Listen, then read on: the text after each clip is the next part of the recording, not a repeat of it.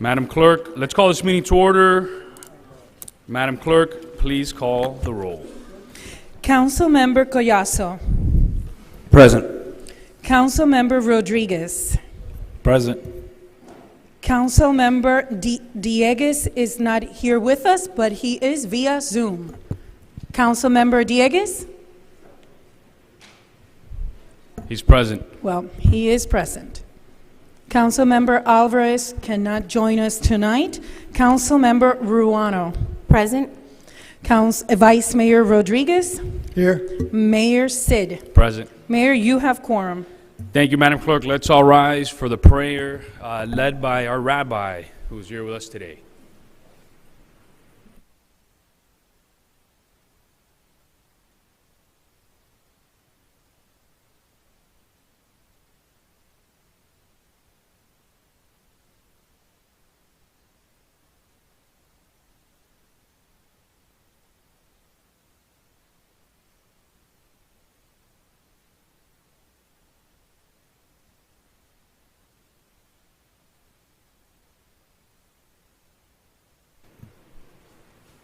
Let's remain standing for the Pledge of Allegiance led by Councilman Rodriguez.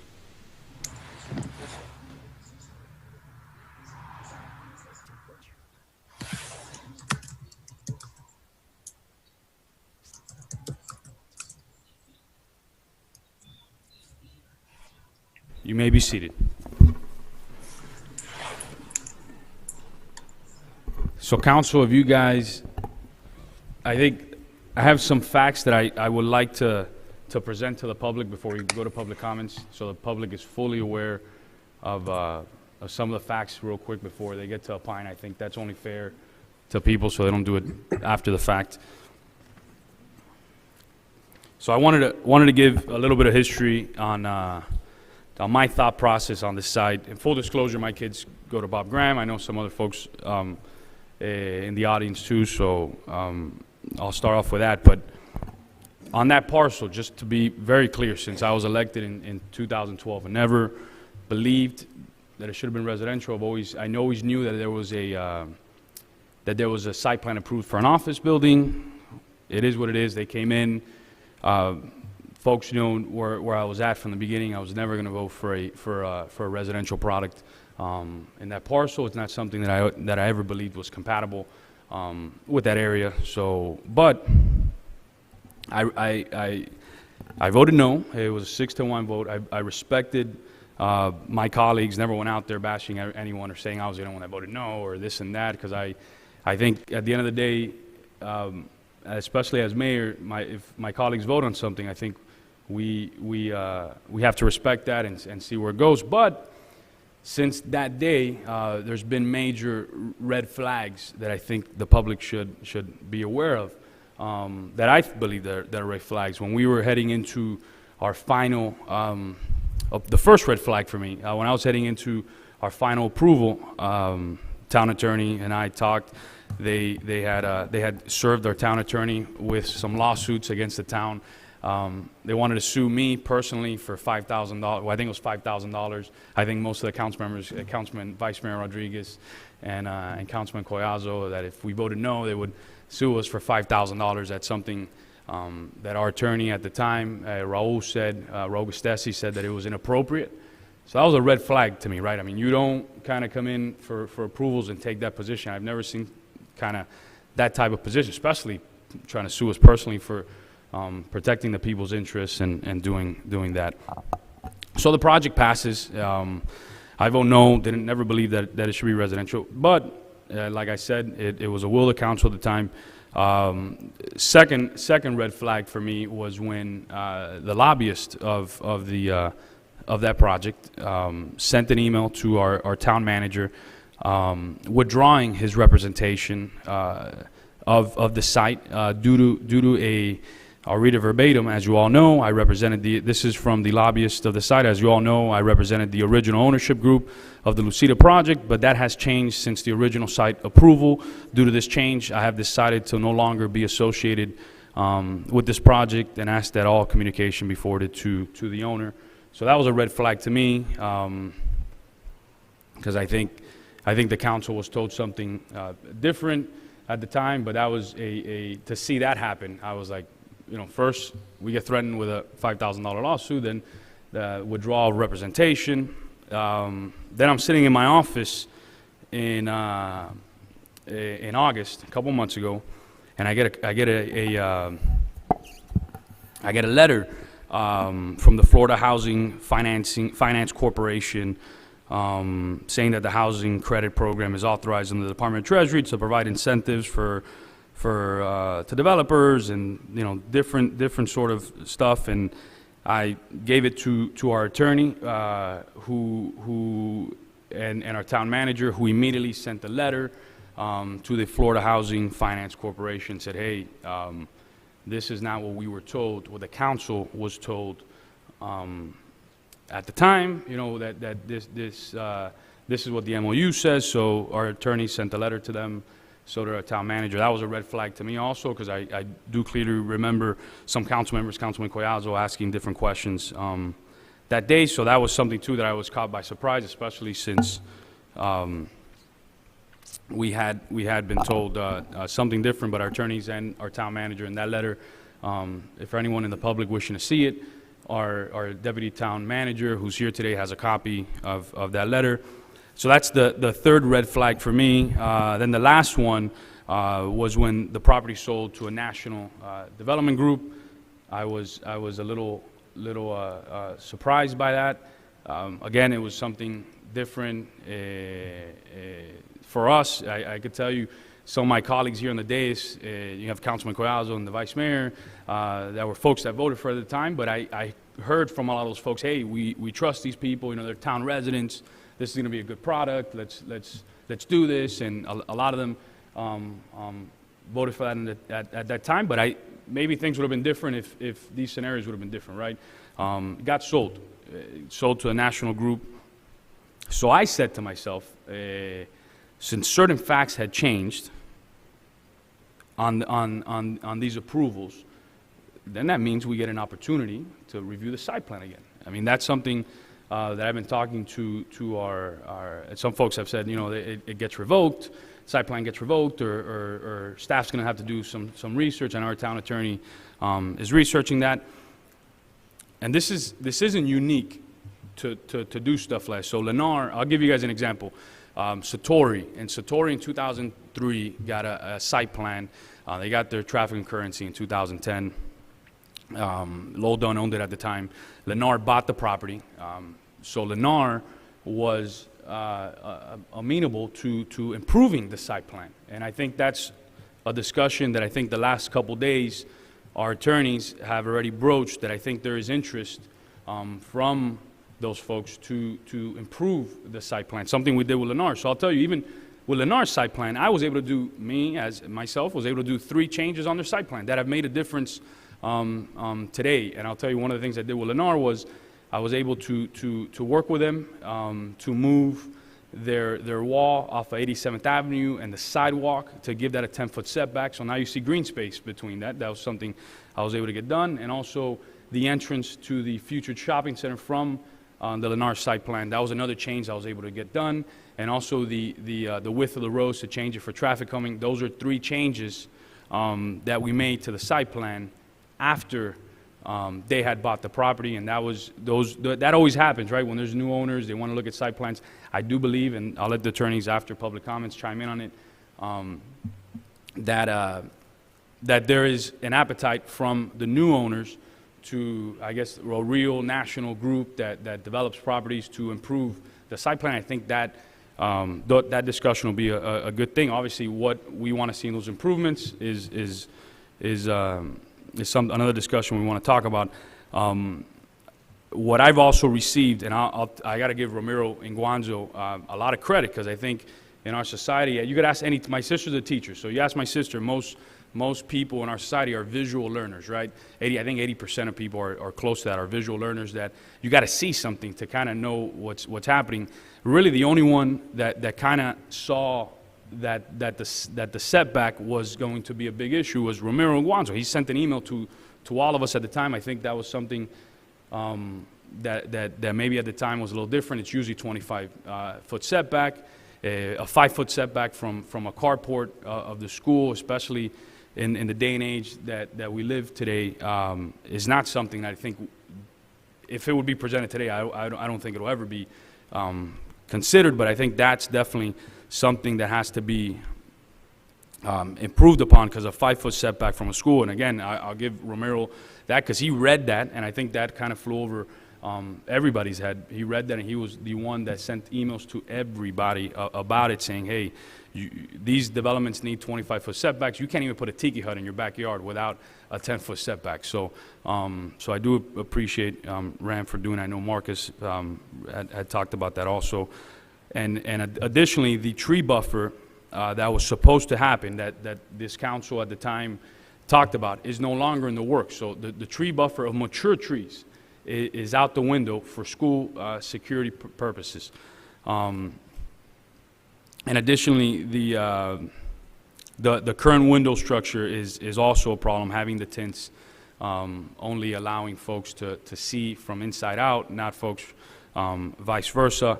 But and I also want to be very clear, because I know some folks are under the impression that development property rights go hand in hand with site plans, and that's absolutely false. I mean, there's a complete difference there, right? Competent substantial evidence on a site plan, you can vote no. I've voted no on 4 or 5 site plans during my time here. Councilwoman Serrano has voted no on a site plan.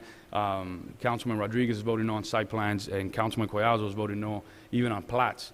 So want to make sure that people understand the difference between development rights and the site plan approval process, because I think sometimes they intertwine them, and that's just not the case.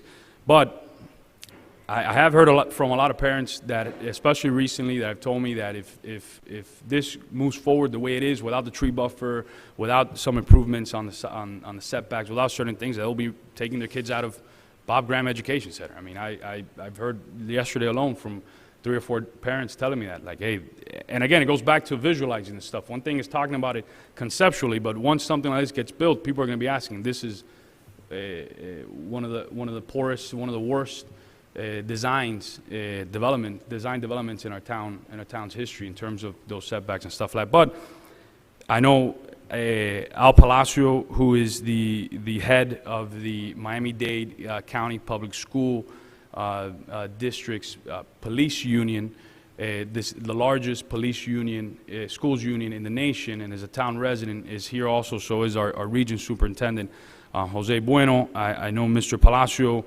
had a chance to see some of these issues, so he has said he wanted to come speak and provide his testimony and on this issue. So and we'll go to public comments, because I think he has some concerns from the police side. I mean, he represents every single Miami-Dade County police officer, and I know he wants to talk about those concerns and his recommendations. Mr. Palacio, welcome. Yeah, Miami-Dade County School Board Police. He's the lieutenant also, but he's here as a president of the FOP.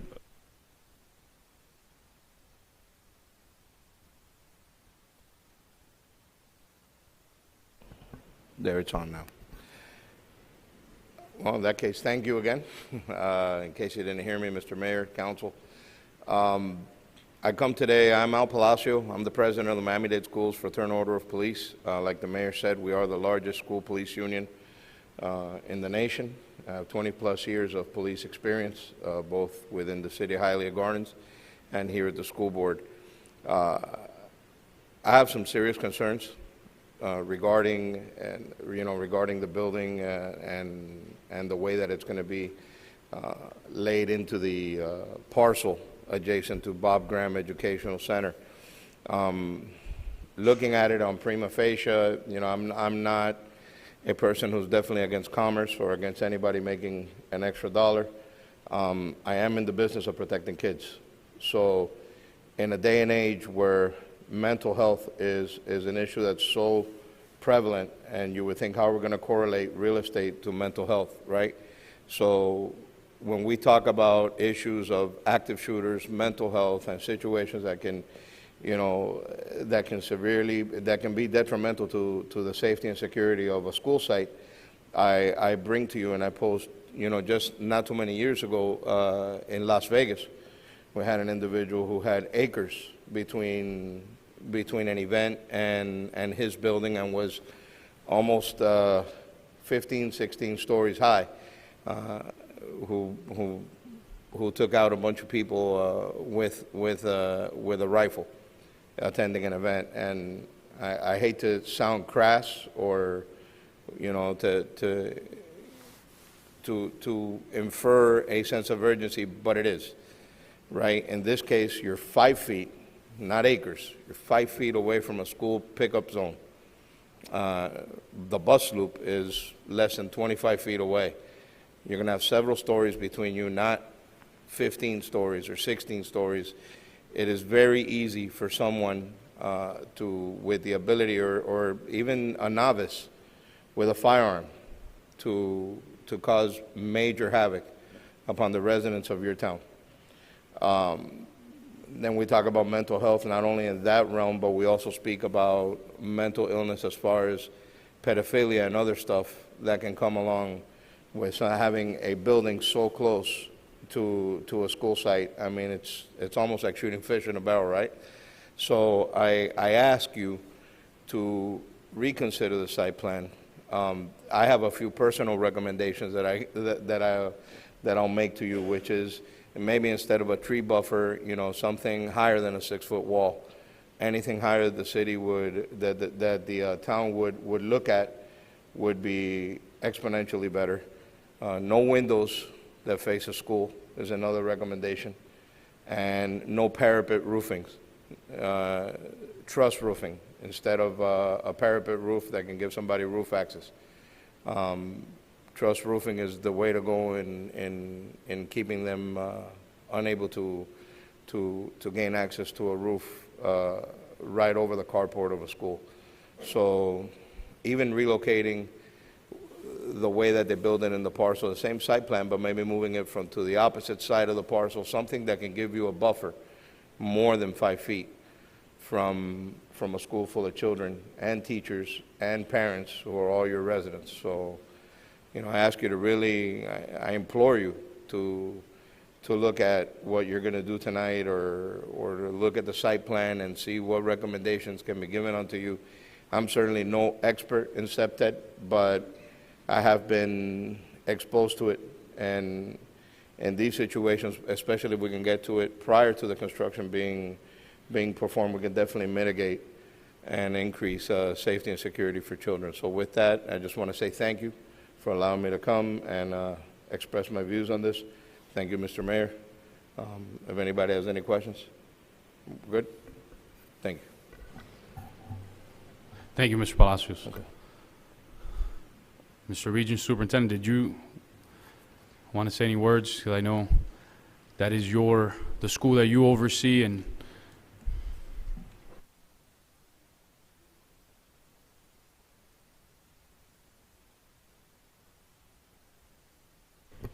Okay. Good evening, Mr. Mayor, Vice Mayor, members of the council, Town Attorney, Mr. Manager, Madam Clerk. As you earlier stated, my name is Jose Bueno. I am the Region Superintendent for the North Region Office within Miami-Dade County Public Schools. One of the concerns that we have, and as Lieutenant Palacio explained, are the setbacks that were given to this project. Once again, I'm not in the business of construction or anything like that, but the setbacks, the fact that we will have approximately maybe 5 feet, okay, to where our students will be walking through a walkway, where parents will be driving through a driveway, dropping off our students, that is obviously a concern for us.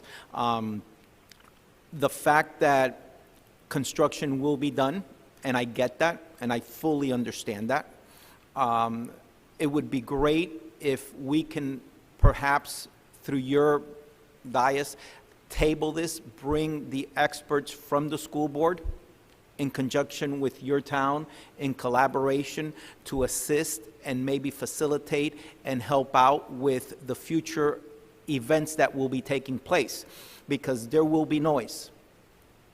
there will be noise. And that noise will affect the academics that will be taking place at the school site. I'm not too sure how far, what classrooms, but let's be quite honest, there will be noise. And that could be a conversation that can be had with the town, with the developers, with the school board, in making sure that we keep the noise to a minimum as much as possible, okay? I know that some towns do not authorize weekend construction. Maybe this would be a project that the town would consider saying we will allow to do weekend construction in lieu of doing weekday in order not to disturb the school. The privacy and the safety issues is a concern for us. Once again, in my understanding and very limited understanding of the project, there will be windows that will be facing our courts. And there's a fence, but we are asking at this point in time for the highest possible fence that would be allowed by the town and that the developers would want to place in order to protect that body of student walking by. And let's be honest, at times I've said certain things in my home that I wouldn't want repeated because maybe I stepped on a nail or I got cut by a glass and I screamed out an obscenity. And thankfully I don't have that closeness to another neighbor, but when we're talking about a window that's 5 feet away from students getting off or playing in a playground and something is screamed, students are going to hear that. With that being said, I'm going to go ahead and conclude my statement now. If anybody has any questions for me, I'll be more than happy to try and answer them. Thank you, Mayor. Mr. Bueno, it's my understanding that the trees that were offered, the school board is not accepting because it interferes with something on the property? Is that? Correct. Right where they wanted to plant them, it is my understanding that we have plumbing and pipes and all sorts of things that go through there, that if we did plant those trees, then it would create a problem for us in the future. Right. And Mr. Vice Mayor, that would be another great question. Perhaps we can ask them that we own, I believe we still own the trees, maybe planting them on their side. Right. That's one of my suggestions that Okay. I'm writing down, but Didn't thank want you. to take your thunder No, away. I no, apologize. I just want to know what exactly it is. So you need it as an easement. Correct. So you don't, okay, And we did look into it very, very vigorously and very, Right. yes. Right, I know, I just don't want to, I want to make sure that the record is clear that the school district is not refusing the trees. No, sir. It's just a complication, it would add more complications to the property. You are correct. All right, thank you. Thank you, Mr. Bueno. Thank you, Mr. Mayor. Madam Clerk, I know you had remote public comments. Yes, we do. I believe we have 3. Don, if you can please proceed with a live remote public comments.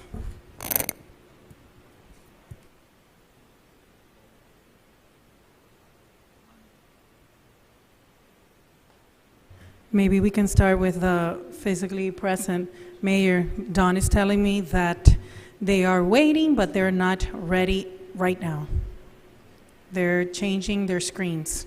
So maybe we can start with from people here and give them a chance. I just don't want to, I know last time we waited, I know. we lost all We the remote lost- public comments, so. Yes, you're correct, because we lost 3 So if already. he can start but with we one of have the 3, 2. because I know last time we lost. Don, if you can start with one of the individuals waiting remotely to participate in public comments. We have 2 right now.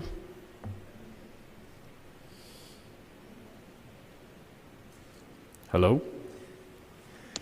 Is that they're using a black screen. Miss Leslie Benitez.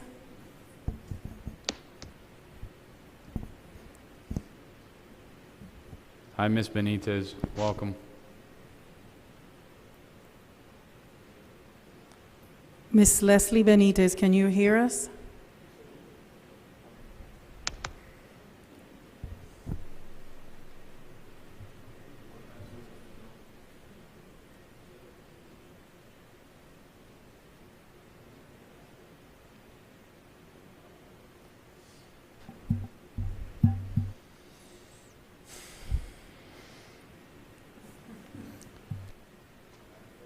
Is there anyone else, Don?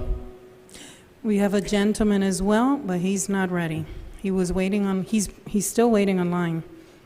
What I'm getting the information is that they're using a black screen on their TV, so we cannot see them. No, All right, that's fine.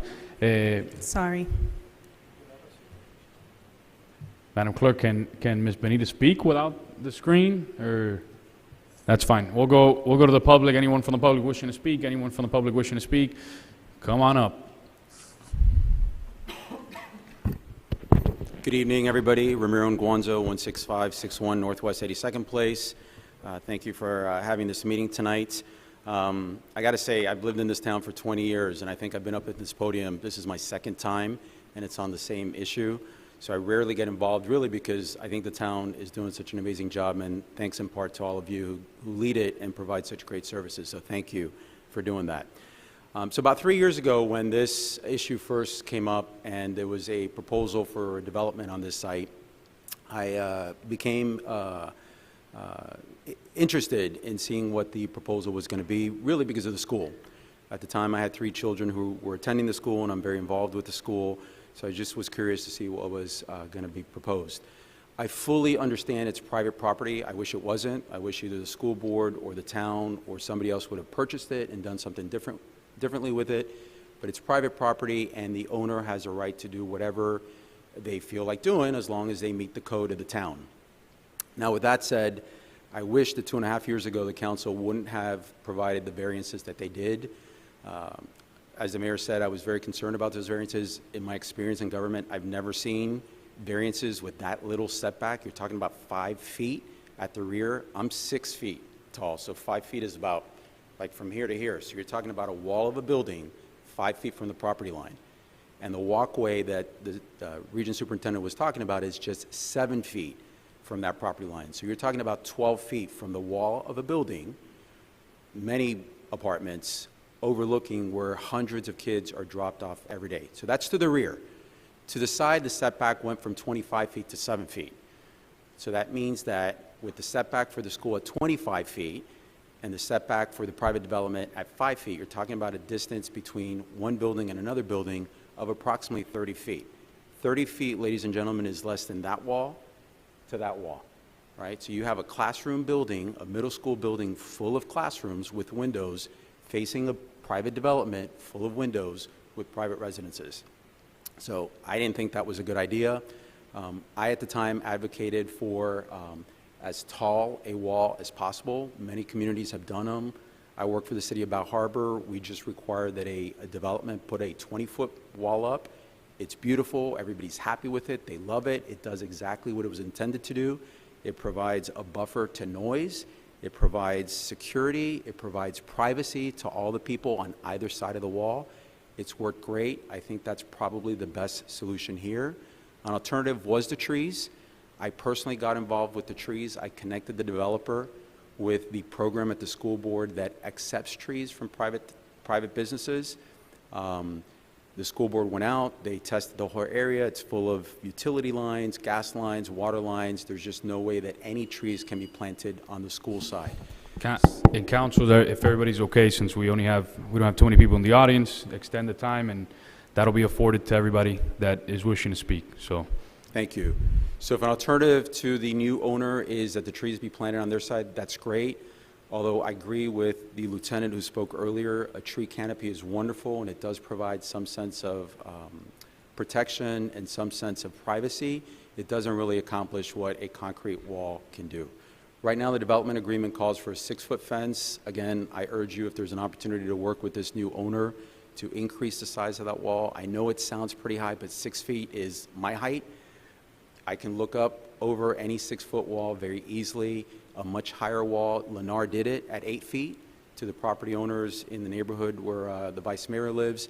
8 feet is much better than 6 feet, but 10 feet, 12 feet, 20 feet is much better than 6 feet too. So I strongly encourage the town, if you have an opportunity to work anything out with the new owner, that's certainly a consideration that you should take. So that's it. Thank you. Thank you, Romero. Anyone else from the public wishing to speak? Anyone else from the public wishing to speak? Welcome, Bonnie. And Madam Clerk, don't turn on the clock, because we're going to give everybody ample time to be fair across the board. Hi, Bonnie Cintron, Lewis Road. I was just here to listen, but as I'm hearing the problems that you face and that you have to deal with, and you have to come up with some sort of solution as best you can, I was hoping to give you some of my advice. Please try to keep in mind what I had written to all of you in an email about changing the town motto from growing beautifully to maintaining the beauty or preserving the image, something of that to that effect, because the mindset has to be to get away from this onslaught of growth that we are just being drowned with all this growth in this town, and we just cannot handle, as I'm hearing, from the traffic and all the other issues it brings. But the increase of the overdevelopment is what's killing us. And so I'm asking you, please keep in mind, try to tone that down and hold that down and maintain what we have and do the best you can. I know this is already a project that seems like we can't do very much about in the long run because they have the law on their side, but you'll have to put your best thinking caps on and try to do something to help the situation, because this overcrowding is just killing all of us and killing the town. Thank you. Thank you, Bonnie. Anyone else from the public wishing to speak? Anyone else from the public wishing to speak? Hi, guys. Marcus Gutierrez, 7757 Northwest 169 Terrace. I, too, am with Mr. Inguanzo. You guys doing a great job, so that's why I don't come up often. But regarding this project, I have personally been against this ever since it came up in January 2017, where it was defeated because it was 6-story. Again, in June of 2017, when not only did they file a lawsuit, like Manny said, against the town, but also sued you guys personally. You know, common sense tells me if you want cooperation, you don't sue people personally, or at least threaten to sue them personally. That was a red flag for me.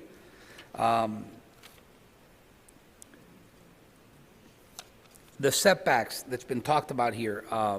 When I built my house, I needed a 10-foot setback for a gazebo. A 5-foot setback behind a school, I've always thought it was wrong. I still think it's wrong. We cannot, as homeowners, in my opinion, need to speak up against this because it goes against common sense. 2.5 years ago, many residents and every single council member here were concerned with eight 3-story buildings being built adjacent to a school. I know you guys struggle with the fact of the law and people's rights to build, but I think kids and parents that take those kids to school also have a right to feel that it's safe to drop their kids off in the morning. I'm glad to hear this. You know, Manny said that they have an appetite for an alternative. I think this has got to be studied. I think that the previous group that got the approval have done everything they said they would not do. I think things are different. I think we're in a different time. I think school security is now a priority, not just putting a law enforcement officer in every school, but I know a lot of people have talked about securing the perimeter. Putting a building, 5 feet from a school, I think goes against that. I know a lot of people will say, well, there's other schools that have buildings close by. I can't think of too many with a 5-foot setback. And I think we got to take a pause, bring it back, and come up with some alternative ideas that could be worked out. Okay, thank you. Thank you, Marcus. Anyone else from the public wishing to speak? Anyone else from the public wishing to speak? Anyone else from the public wishing to speak? Going once. Anyone else from the public wishing to speak? Going twice. Anyone? So public comments is closed. Council, just some food for thought, and we'll go into discussion. Mr. Attorney, he had shared some thoughts with me what would be an appropriate action of this day. It's just, I'm not going to make a motion. I just want you guys to hear him and then get into discussion on to whatever you guys want to discuss, but I just wanted to put it in the proper fashion so he could share some of his thoughts in terms of what he believes is appropriate. And Mr. Deputy Town Manager, if you also want to just chime in, so give the council some food for thought, and we'll go from there. And then we'll open it up to, we'll go to Councilman Diegues, who I see is leaning back in his chair at this moment, so he's...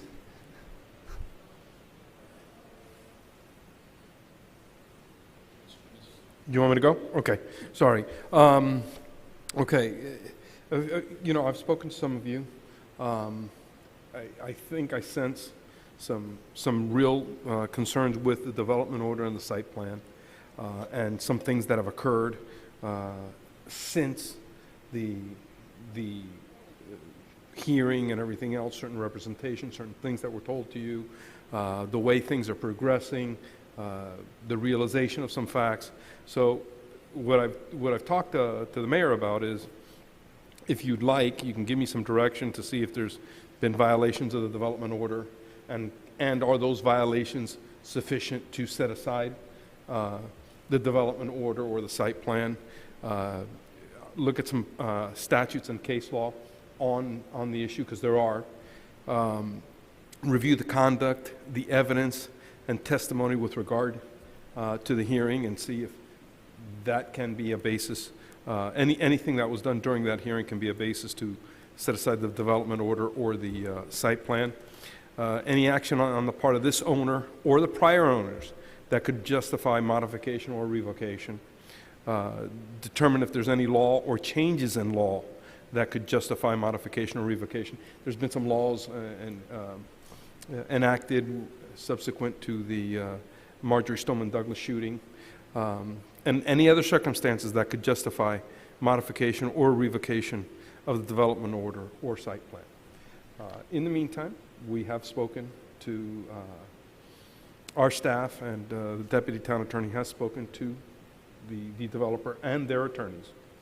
And they've expressed a willingness, from my understanding of the conversation, to sit down with some of us, and to sit down with every one of you individually, because they can't sit down with you together. I think that's something that should be pursued in conjunction with everything I'm doing. This will be something that takes time, and I think that we should attempt to revisit this amicably first, and then at the same time we'll all look at this evidence, and we look at the hearing and come back with some recommendations at a later point. But I really think we should do both together, because I think that's always a better idea than flat out just going into litigation and things like that. There's a lot of laws and a lot of things that can be done, and there's a lot of fact-specific things that were done in this case and representations that were made that apparently aren't what they are now. Thank you, Mr. Attorney. Deputy Town Manager, you wanted to chime in? And then the No, council no, order. Mr. Mayor. Thank you. So, Council, you heard it from our attorney. There's a willingness to sit down. The issue is what do, kind of we have to come up with some parameters as to what we would like to see in those changes or what recommendations, but, we'll open up for discussion.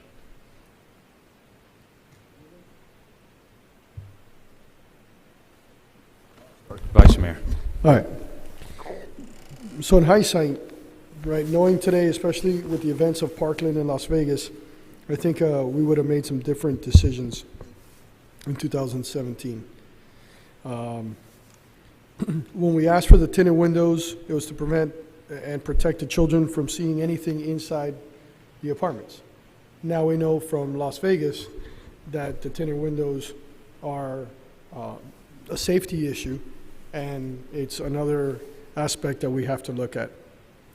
The trees were a great idea. It was a nice protective measure, but that's been removed from the equation, so that one's out. So I believe that we need to just take a step back, look at have done a proper school safety evaluation through the district. I don't know if that's been done, and if they have that program. If not, we need to make sure that all the laws are followed, especially after the Parkland and all the changes to that. I heard some really great suggestions tonight. Number one was shift the building south, away from the school, more towards the south boundary of the property, giving a bigger buffer and making the parking lot on the north end of the property, which would give you a bigger, a larger distance and buffer between the school and the property. Knowing that the developer is willing to work with us, I think these are some of the suggestions. If they can build a 20-foot wall on the beach, we can have a 20-foot wall built here in Miami Lakes. That's another excellent suggestion, that I think that if the builder's willing to work with us, that we can look at that. And the last one, I think that we should request that I believe it's called Jessica's Law, that every construction worker, every work on that property has a background check prior to working on the property, as they do on the school district. So if there's any work being done on a school district property during school time, they have to have a background clearance through the Jessica Lumford Act, I believe it is called. So I'd like to bring that up as well. So those are my three suggestions, that the two that I heard from residents in the audience, that I think that would work. I think the developer is willing to work. It doesn't change the layout of the building, but it shifts it more to the south and gives a larger buffer, and all the parking lot will be to the north. That's just one idea. Yeah, and I think you heard from the region superintendent that they're willing and able to have their entire team work on this in an expeditious manner. Councilman Diegues, I didn't want to miss you, so. Okay. Can you guys hear me, first of all? Yes. Excellent. Thank you, Mr. Mayor. The first thing I wanted to point out is I think that what the Vice Mayor said is correct. Knowing, as we do, all our colleagues from the council at that point in time, I don't think they would ever have done anything that they felt was not in the best interest of the town at that point in time. They made the best decision they could with the information they had. Things like Marjorie Stoneman Douglas, for example, was something that was not particularly foreseeable, I don't believe. Same goes for the Las Vegas shooting.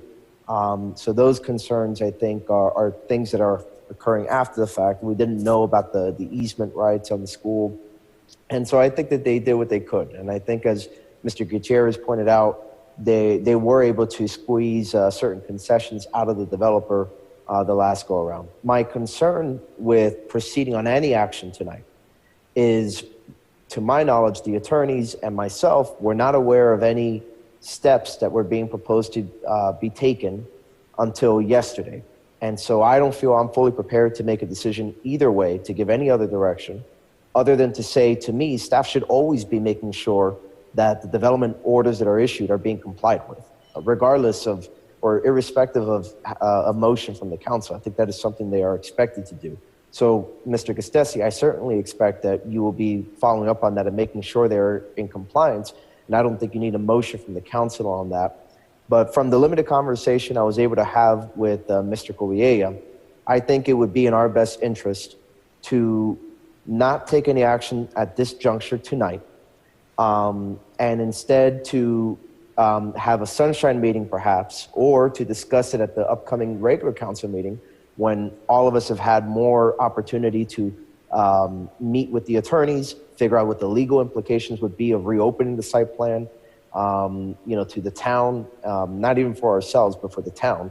I mean, as an attorney, I can tell you a lawsuit is not what bothers me. Everybody's always going to try and sue. The issue is, what are the merits and how likely are you to prevail on the merits? And I don't know anything about how likely we would be to prevail on the merits if we were sued for reopening of the site plan. I also think that based on my conversation with Mr. Correia and what was mentioned here tonight, the developers do seem as if they are willing to go ahead and work with us on certain additional concessions, or rather modifications, independent of reopening the site plan. So I think we should explore that option. As I said, I think the attorney, part of their responsibility, and the rest of the staff, is to always make sure the developers are in compliance. And I would feel more comfortable just taking more time to digest the information and to really go over what the options are. I just don't want to put the town in a negative legal position, if that makes any sense. And So those are basically my thoughts on the matter. I don't know how the rest of my colleagues feel, so I'm looking forward to listening to what you have to say. And the last thing I will say is just please, please, please, and this is a general admonishment to all my colleagues, this is why I feel that when you call for any sort of meeting, it is always helpful to at least run the idea by a few others in advance so that they have an idea of what is going on. For example, about a week or so ago, I had emailed the town attorney asking for, what was the direction that was being sought, what would be the implications, and they had nothing to give me other than we were just going to be presented with information. So now that we know that there's apparently some appetite to take certain concrete steps, I think we need to be deliberative and not just go straight head first into a legal problem. So those are my thoughts.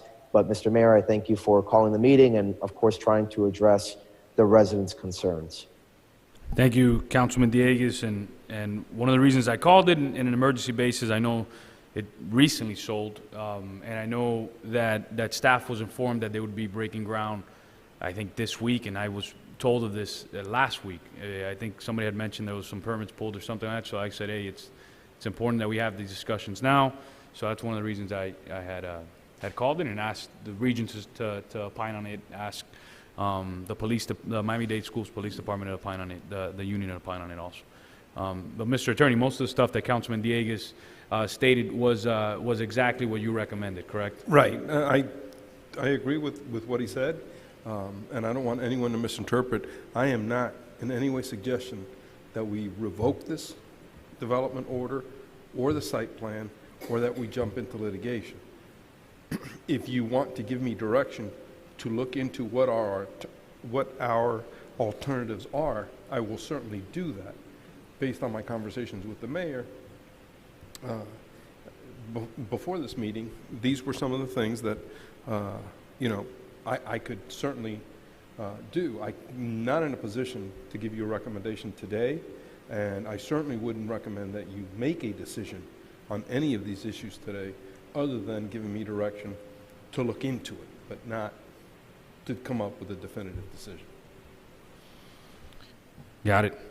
Anyone else from the council wishing to speak? Anyone else from the council wishing to speak? Councilman Krause. Thank you, Mr. Mayor, and I'm also going to thank you for bringing this issue forward because, and I know Mr. Gutierrez, who's still here in the office and in the audience, and Ramiro, you've been passionate advocates about this, and I think, at least when it came before me, I shared with you a very personal struggle that I had with this issue. And how I deliberated over this issue. Because it was during a time where I can tell you this entire dais was hit with an onslaught of development projects. Many of them very, very opposed. The community was very opposed. And this was just one of many, right? So I remember at a time where we were just being hit with development after development after development after development, and we kept on hearing the issue of what the property rights were. And this brokering process where we go, and when this site plan initially, Mr. Mayor, you were not the only one that voted no. The entire council voted no at that moment in time. And this site plan was rejected, and it was sent back to be worked on. And the product that came back with these setbacks, which were ridiculous and gave everybody heartburn up here, was a product of negotiating with the people at the time.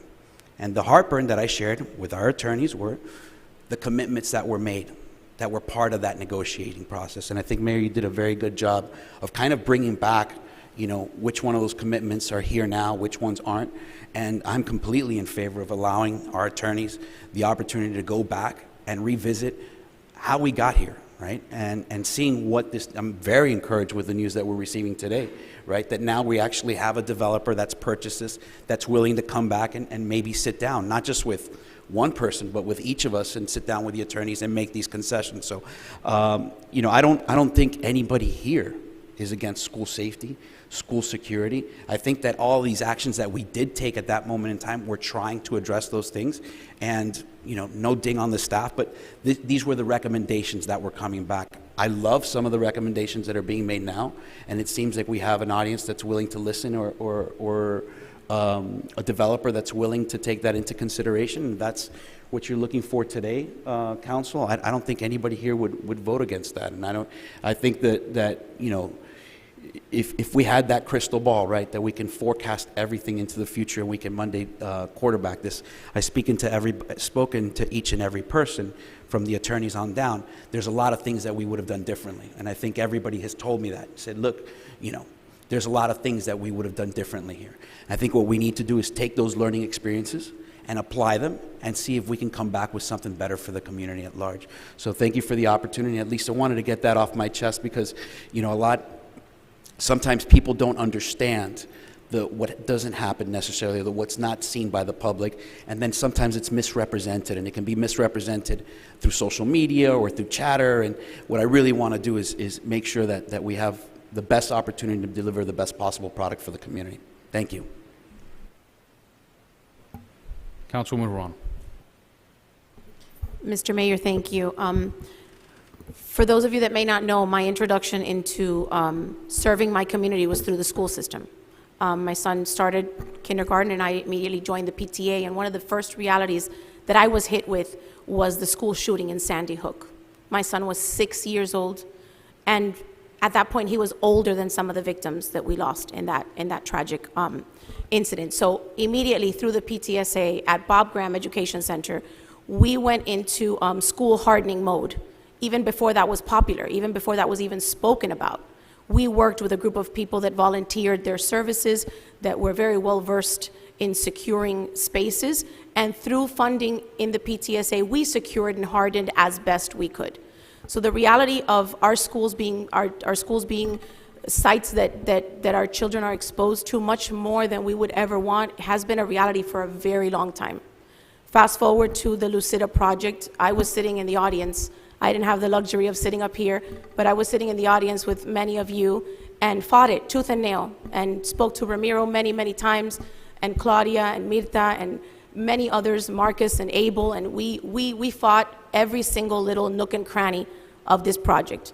And those of my colleagues that were sitting up here, two of which are still with us and some of which have left us at this point, they attacked this ad nauseum. If you go back and look at those meetings, I mean, it's 7 hours of constant nitpicking at every single little component of this project. So I agree with Councilman Collazo that at the moment, they did what they thought. They delivered what they thought was the best product. Is there always room for improvement? Absolutely. I would love to go back in time and not be looking at someone's kitchen from my office window here at City Hall. It's not something that I enjoy. I much more enjoyed looking straight out into Main Street, which was a really beautiful view. That being said, the Graham companies had a right to build here, and someone that owns this parcel has a right to build there in the Lucida project. So I'm very much open to revisiting it, and if the new owners are open to having new conversations with us, I'm open to that as well. Anything that we can do to make it better. School safety, children's safety is the reason why I sit up here. It's one of my most important components of what I do. But there's a very fine line, and I don't want to overpromise to the audience, to the members of this community. This is a wound that I feel like we're reopening, and I want to be, my style is that I'm very, very honest. So I want to be honest that this may not yield the results that everyone is looking for at this time, but I guarantee you that every one of us sitting up here, just like everyone that was sitting up here when that project was approved, always has the best interest of the children, of the community at heart, and we will proceed as the attorneys have suggested. I'm all in favor of that, but I don't want to overpromise. I just wanted to make that clear. Thank you. Thank you, Councilman Morano. I'll keep it short. I'm in agreement with the town attorney's position. Let's take a look at it, see what we can do, sit down with the developers and see what they're willing to proffer, and we'll take it from there. But to think that we can enforce something to change without, having an amicable back and forth, I think we don't have that position or that leverage right now. I think we need to take a look at ways that we can analyze this site plan from a different angle. So I'll finish it off with the attorney, but a couple W's. wins for this council happen, for our community, more importantly, happen tonight. First thing is everybody just realized that the new developers, who obviously are going to be the ones building it, have said they want to see some changes and work with the town on some improvements, which happened already on Lennar. So that is a step in the right direction. And another thing was, Mr. Bueno said that the school district is 100%, they want to be part of those conversations, to work hand in hand to see whatever needs to be done to protect our kids. So the only motion I'm making tonight is to explicitly give the attorney, and along the lines with what Councilman Collazo said also, to look at all the options, to go back, to look through the evidence, to look through everything, and just come back to the council with a report. Because at the end of the day, the decision that we made was in a quasi-judicial manner, and those decisions are very, very, very serious decisions. So that's simply my motion is following along the lines what the attorney said. Go back, look at the quasi-judicial hearing, look at what the law allows us, look if there's any changes that allow us to make, and then start setting up the meetings with the city council immediately with those developers. So my motion, simply, I'll repeat it, is to direct the town attorney to go back and look through the quasi-judicial hearing, see if there's anything we can hold on to there, anything that they said that has changed today of substance, and also start setting up the meetings with those developers immediately so we can start working on that site plan. And again, it's time sensitive because they had trucks out there today, so I think the opportunity has to happen tomorrow, and I know you guys are already in communication. So I'll repeat my motion, just direct the attorney to do his due diligence, go back, look through the quasi-judicial hearing, see what can be done. And again, I know I had mentioned before, hey, there are places that if you change the evidence that certain things get revoked, this and that, but that is not a decision that I think this council can even make tonight without the attorney doing their due diligence. So Mayor, I'll second your motion. I just want to add. Can I have you add something? I'm sorry. Can I have you add something to that? No, you make the motion. So okay. What I propose is that number one, we look and see if there's been any violations of the development order or the site plan. 2, we review the pertinent statutes and case law. 3, review the conduct, evidence, and testimony with regard to the hearing. 4, any action on the part of this owner or prior owner that could justify modification or revocation.